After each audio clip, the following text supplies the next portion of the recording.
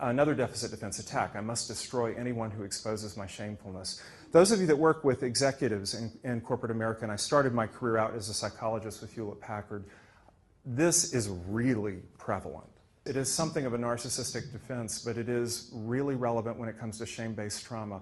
And it's very hard for a lot of people to get their hands around it when they see it, because the person who is doing it seems really full of themselves and really in control. But what it comes from is, I am so critical of myself inside that when you offer any shade of criticism, it's too much. And I have to destroy you. I have to pull you out of the position. I have to, you have to be gone from me. And you relate to it. Some of you may have experienced it, but we'll have clients who will say, I don't know what happened. I was doing well. I was like the golden child.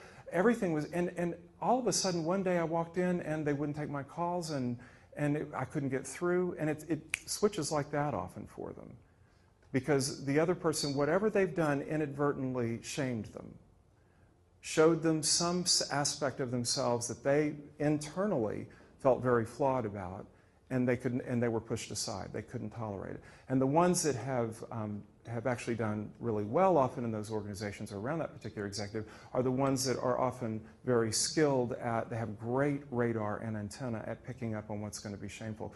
One of my favorite books, it's filled with a lot of psychoanalytic jargon, and I think at this point in time, if we take an evidence-based approach, I wouldn't say this is a great evidence-based book, but it certainly was life-changing for me, which was the drama The Gifted Child by Alice Miller.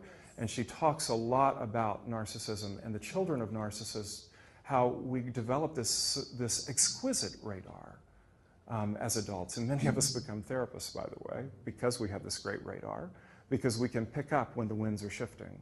And we can pick up and understand when someone's about to be shamed, and we're very skilled at doing that dance and avoiding it.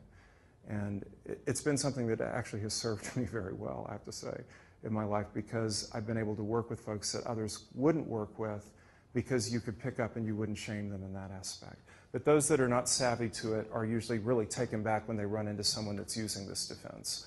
Attack, when you feel judged by others. Rage is almost always rooted in the shameful self. And when I'm talking about rage, I'm talking about that kind of anger that's above and beyond.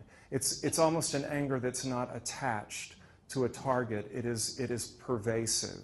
And when you see that kind of out-of-control, persistent anger, it's almost always rooted in the injury of the self, the shame. Strike out before others can expose your shamefulness. Okay.